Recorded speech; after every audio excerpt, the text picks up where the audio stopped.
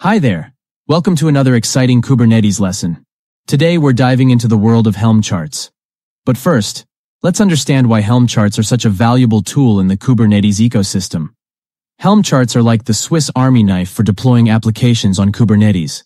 They provide a way to package, version, and manage complex applications and their dependencies in a simple and efficient manner.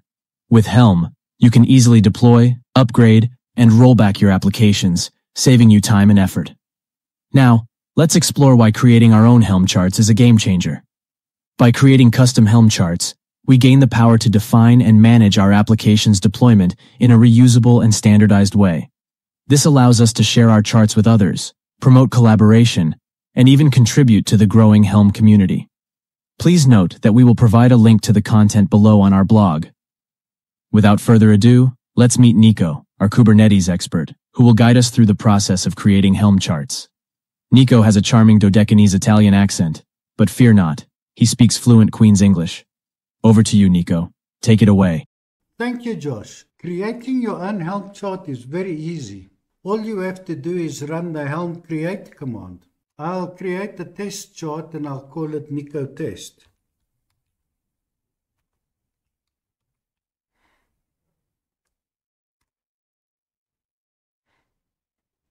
And if we look now, we should find the folder with the same name, Nico-test.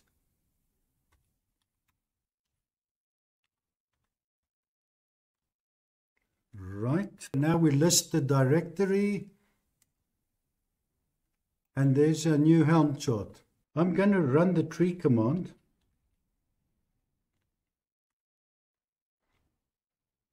And with this, we can see the structure of the Helm chart that has just been created.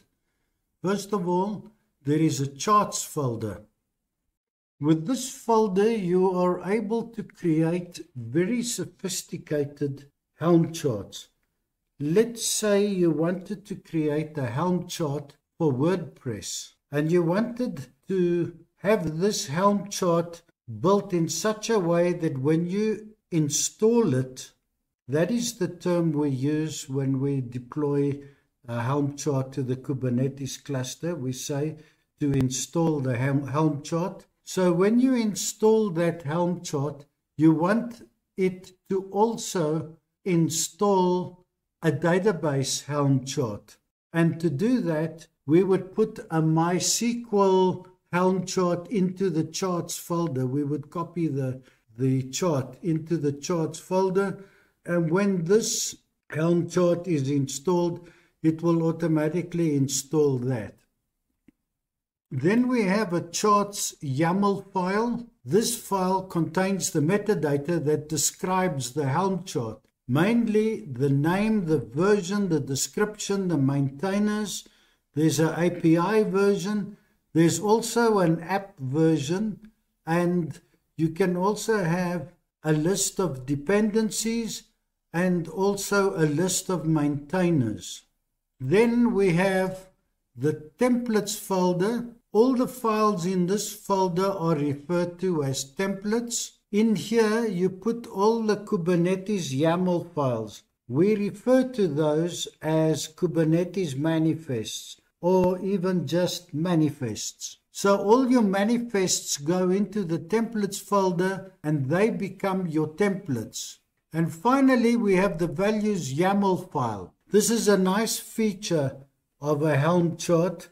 When we copy our manifests into the templates folder, we may have a lot of files and we may have a lot of values scattered across these files. In order to simplify accessing and changing these values, what we do is we put all the values in the values YAML file. So now we have one file to edit that contains all the values. So you can see how easy it was to create a Helm chart. However, when you do create a Helm chart, by default it always generates a Helm chart that will install Nginx as a web server in your Kubernetes cluster. It is useful to create a reference Helm chart. This will allow you to study how the Helm chart is created and how it works. Having created a Helm chart, we now want to customize this so that we can use this as our own Helm chart and put our own Kubernetes manifests inside the templates folder. There are a few things you need to do. Firstly, we need to edit the notes.txt file.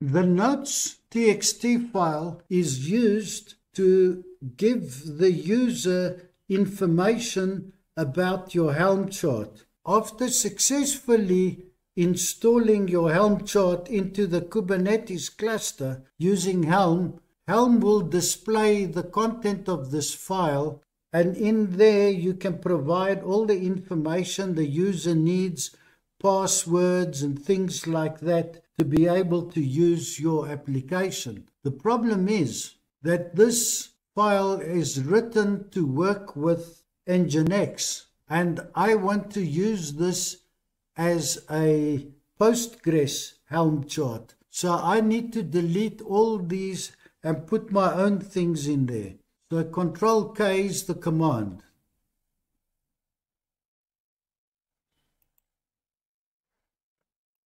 Next, I want to put my own content into this file.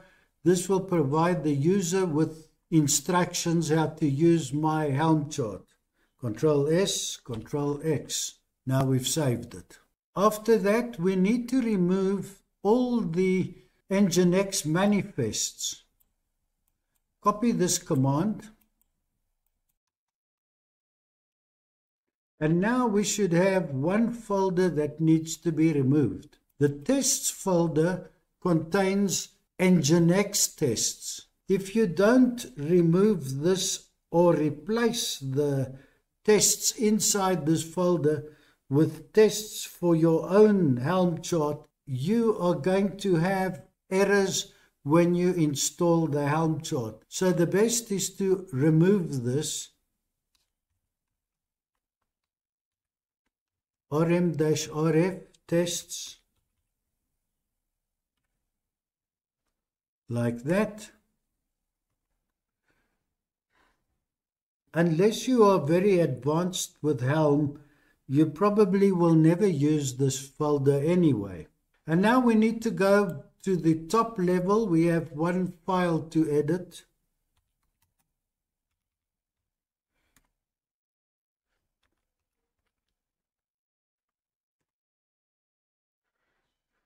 As you can see now, our tree structure is much smaller. We've removed a lot of noise from this folder. Now we're going to edit the values YAML file.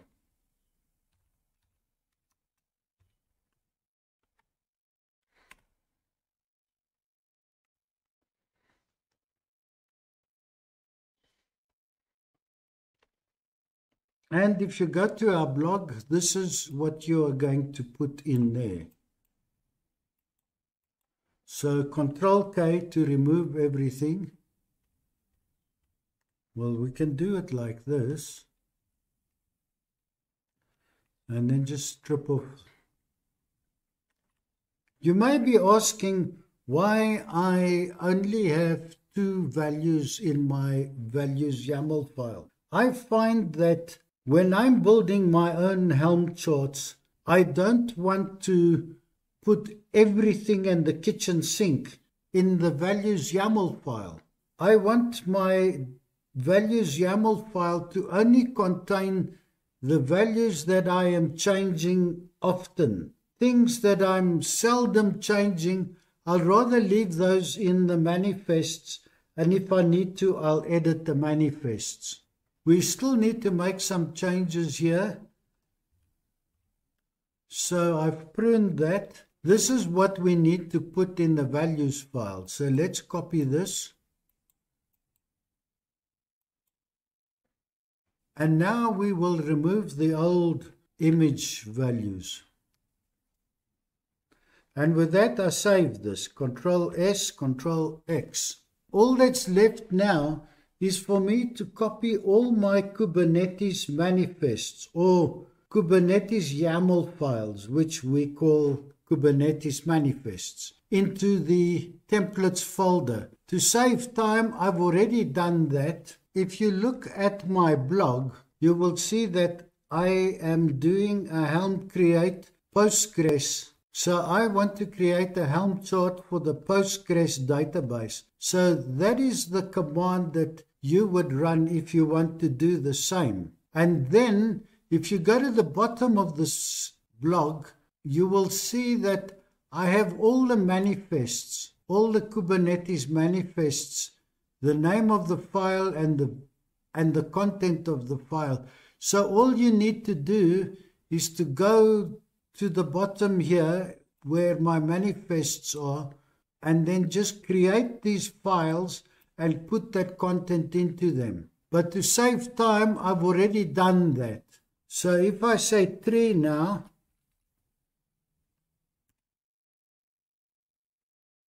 there you are. You see I have all my Postgres manifests inside this Helm chart. Now that you've created your Helm chart, you want to be able to install this into the Kubernetes cluster. So I'm going to go out of this folder.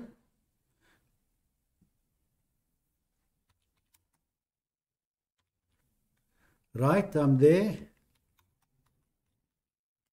And there's my Helm chart. I always recommend that you create a namespace.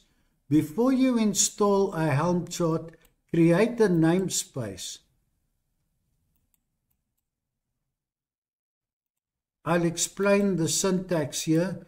It's kube control create namespace, and the namespace is Postgres. You may want to know what is a namespace. Well, consider it like a virtual space or even like a virtual folder that you can deploy your Kubernetes applications inside that folder, virtual folder, or a virtual space. There are two benefits in doing that. This gives me the benefit of having logical partitioning for different types of systems that I want to deploy in my production Kubernetes cluster. And now that we've created the namespace, we don't install the Helm chart. A new Helm chart, you always need to test it.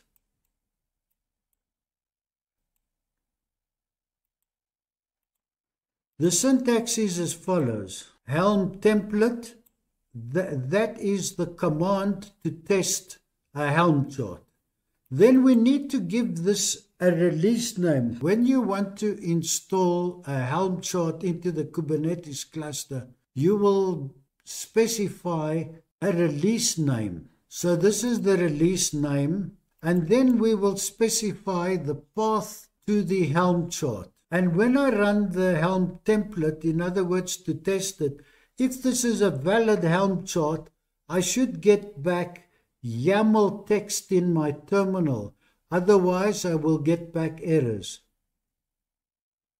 So this is a good Helm chart. Now that we have tested our Helm chart and we know it's good, we can go ahead and install it into the Kubernetes cluster.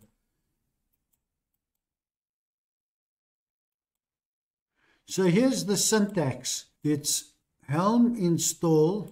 Again, we specify the release name. Here we specify the folder of our Helm chart. And now here we add an extra parameter. And always do this. This is the namespace, and my namespace we created was Postgres. This will install this Helm chart inside a Kubernetes Postgres namespace. And it's done it. It's successful.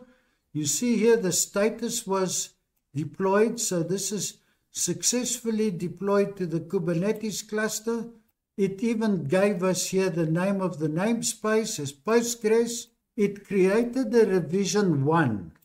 I have a very noisy mouse, and I hope it's not ruining my video. After we've done that, we want to list all the Helm charts inside our namespace. So this is the command, Helm list and the namespace.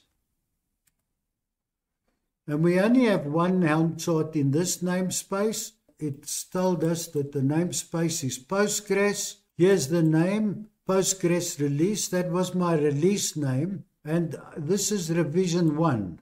Status deployed. Now this has provided me with more information.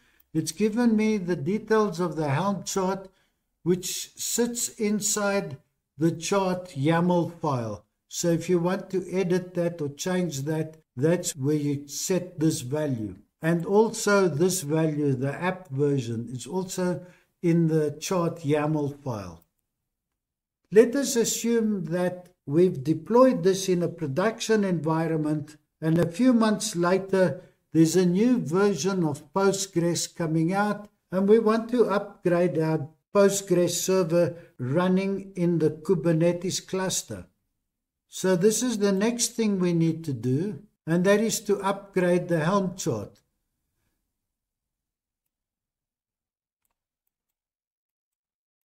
I'm going to simulate that I'm doing this by imagining that I'm editing the values YAML file.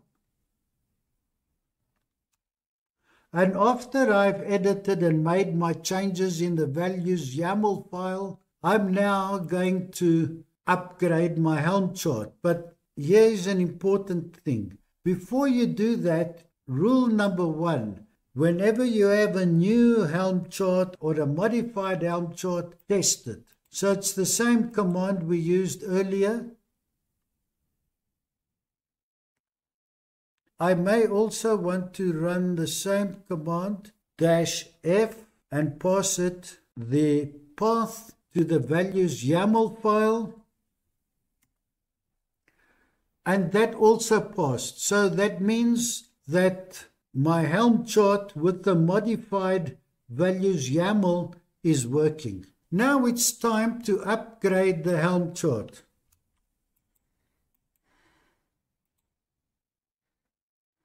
Let's look at the syntax. This time it's Helm upgrade, the release name, the path of the Helm chart folder, the namespace. And if I go back to the previous command, where we also have the values YAML file, let's upgrade it from here.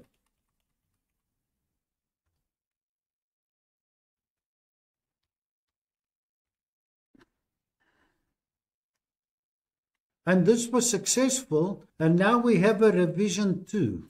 And if we look here in the Helm list, let's make this easier to view. Right. So if we look here in the Helm list command, we see the same information except that we now have a revision 2, and of course the date has changed, and this is deployed into the Kubernetes cluster. Now there's another command we should run, and that's the history command. This is a very useful command. I'll go through the syntax. Helm History, the release name, and the namespace name.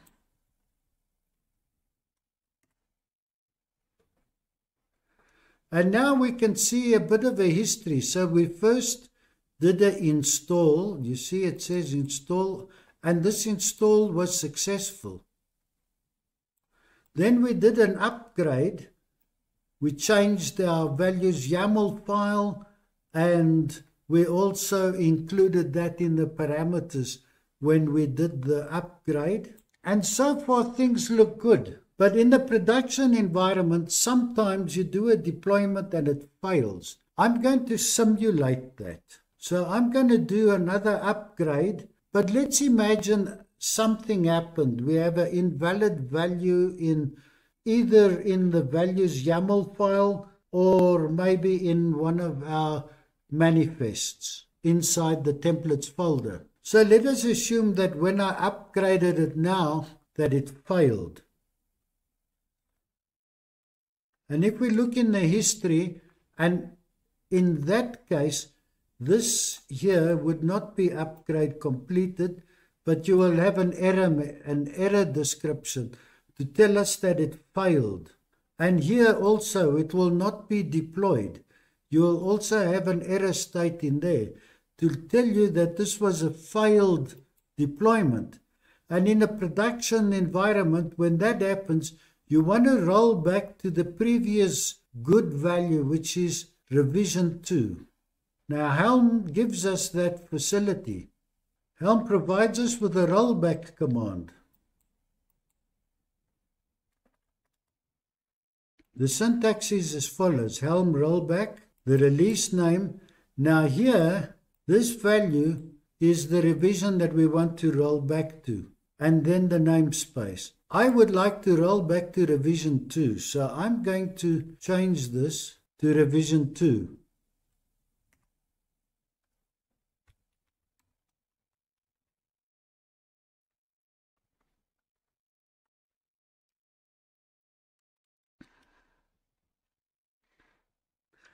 Now, if we look at the history, we should find something interesting. Do you think that the latest revision now is going to be 2?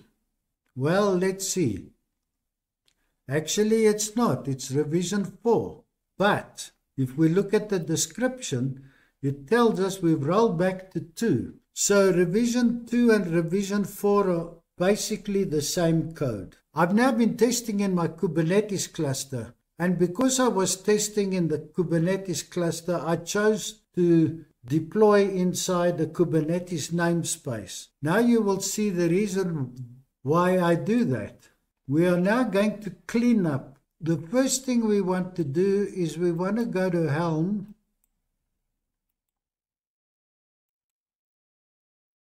And we want to delete this release.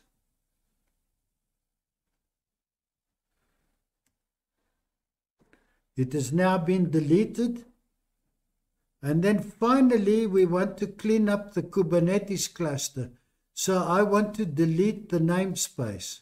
Now we are going to type kube delete and then the namespace, Postgres.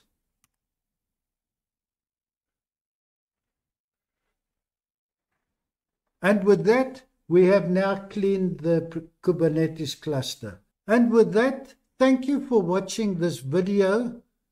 Josh, back to you. Thank you, Nico, for demonstrating how easy it is to create a Helm chart. Today, we learned that Helm charts simplify deployments to the Kubernetes cluster, but that's not all. We also discovered a valuable feature of Helm charts, the ability to view the deployment history of releases. This means you can track and understand the changes made to your application over time. And if a deployment doesn't go as planned, no worries.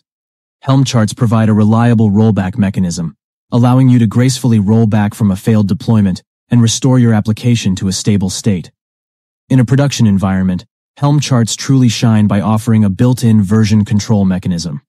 This enables you to effectively manage different versions of your application, ensuring a smooth and controlled update process. Don't forget to give our video a thumbs up and subscribe to our channel to stay updated with all the exciting content we have in store. And for those who join our Patreon community, you'll have the privilege of actively shaping the future content of this channel. Thank you for tuning in to this enlightening lesson. Keep an eye out for our next thrilling episode, where we'll explore new and fascinating topics. Until then, happy charting and may your Kubernetes deployments always be successful in the fascinating world of Kubernetes.